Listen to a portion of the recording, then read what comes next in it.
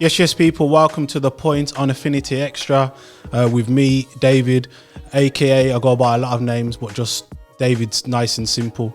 So this week we're going to be looking at belonging. This is a deep one to a degree, and it's important to recognize and understand what we mean by belonging, not just in a church setting, but also community setting. Now, I want to start by saying, for me, it's the church's responsibility to create a space of belonging for everyone. That's a no-brainer. But oftentimes, it's because of people's backgrounds or life circumstances that people feel like they don't belong, that they don't have a sense of belonging. And so I want to address that today. I'm going to look at a particular story and character in the Bible, of how we can make sense of that, and also kind of a criticism or to critique churches, community in general, and what that means. We're going to be looking at Jephthah. Some people might not know who this person is. Jephthah is a judge, leader, and ruler in the book of Judges. Interesting story. From chapter 11 and chapter 12, we see this story about this judge who has a different background to many people in the Bible, but I think his background represents a lot of people today and how we can find and make the connections. So here how I want to start. Remember, Judges is a deep book. It's a book that kind of reminds us and tells us how people were just living and functioning in a way that they think is right in their own eyes. But when we come to Judges chapter 11, we're introduced to Jephthah, who's an interesting character.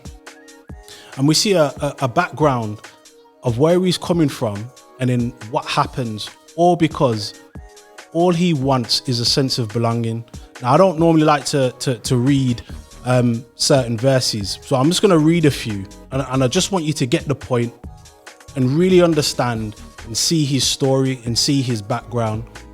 So depending on what version you normally read or use, I'm going to be looking at the NIV for this one, and it's Judges chapter 11. I'm just going to read the first 7 verses. Now hear what it says. Jephthah the Gileadite was a mighty warrior. His father was Gilead. His mother was a prostitute. Gilead's wife also bore him sons, and when they were grown up, they drove Jephthah away. You're not going to get any inheritance in our family, they said, because you are the son of another woman. So Jephthah fled from his brothers and settled in the land of Tob, where a gang of scoundrels gathered around him and followed him. Sometime later, when the Ammonites were fighting against Israel, the elders of Gilead went to Jephthah from the land of Tob. Come, they said, be our commander so we can fight the Ammonites. Jephthah said to them, didn't you hate me and drive me from my father's house? Why do you come to me now while you're in trouble? Listen, I'm just going to stop there, but listen, this is deep. Look at Jephthah. Look at his background. Firstly, his mother's a prostitute. Secondly, he's from a broken home, let's say. His dad, Gilead, we don't see much about him. Is he alive? Is he dead? Is he a workless baby father? I don't know, but it shows that he's had other wives, he's got other children, and they come and run him, but we don't see Gilead in any way making any kind of effort to speak up for Jephthah. What we see here, that he's rejected by his own family, not just by his own family, but the tribe as well. By the whole community, they reject him, and he's got no sense of belonging. And they look down on him simply because his mum, which was no fault of his own, and dare I say, no fault of her own, perhaps due to life circumstances, choices she made, maybe she didn't think there was a choice that had to be made, who knows. But he had to find his own way, and he had to find his own dysfunctional family. And this is where it gets interesting. Because he's ran out of his family and out of his tribe and community, he finds a set of brothers, a set of people who the Bible says are scoundrels, a gang of them, renegades, reckless, who are just on any kind of madness. And they were going around to different areas, robbing, raiding, thieving. They were just on pure madness. And then what happens is interesting. The tribe, when the tribe is in trouble, Gilead, because there's a lot of infighting going on, they realize Jephthah has built up a reputation. He's built up a reputation that he's this guy.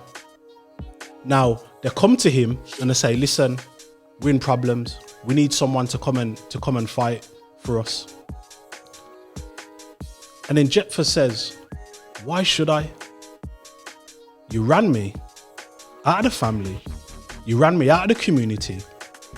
Why should I?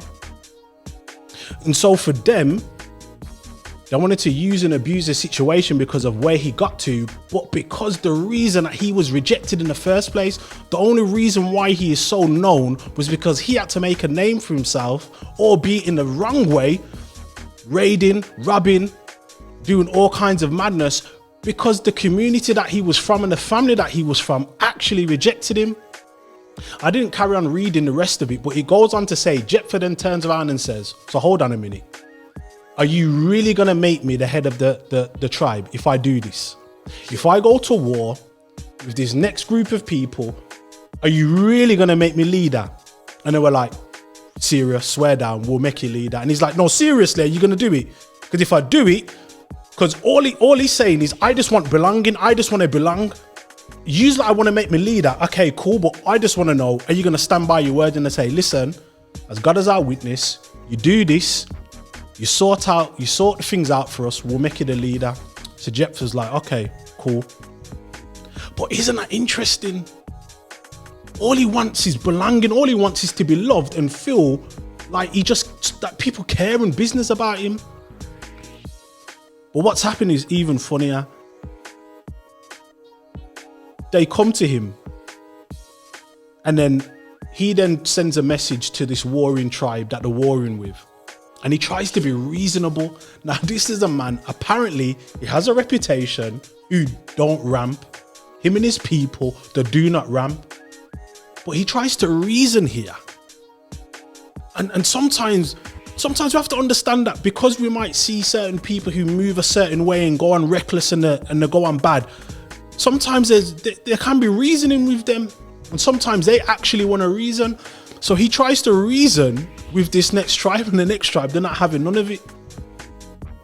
And I think we have to understand that, in particular for young men and women, if they don't have a sense of belonging and love, they're going to get caught up in all kinds of craziness and madness. And deep down, he's a reasonable man, and he tries to reason with the opposing army. And then what happens after that in the next chapter? So what happens is he's fighting with them, he wins, but then he makes a reckless vow, and I'm going to come on to that. But then in the next chapter, in chapter 12, after he's defeated the warring tribe, the wider nation, Israel, come to him.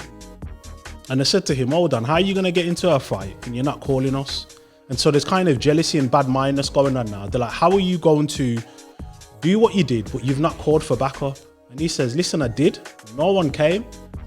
And then you know what? They turn around and said to him, after he's done everything that he did, after he tried to reason, the army didn't want to reason, and then he went to war, he won the war. The same nation turned around and said, you know what, you're no good, you're a dirty renegade and scoundrel.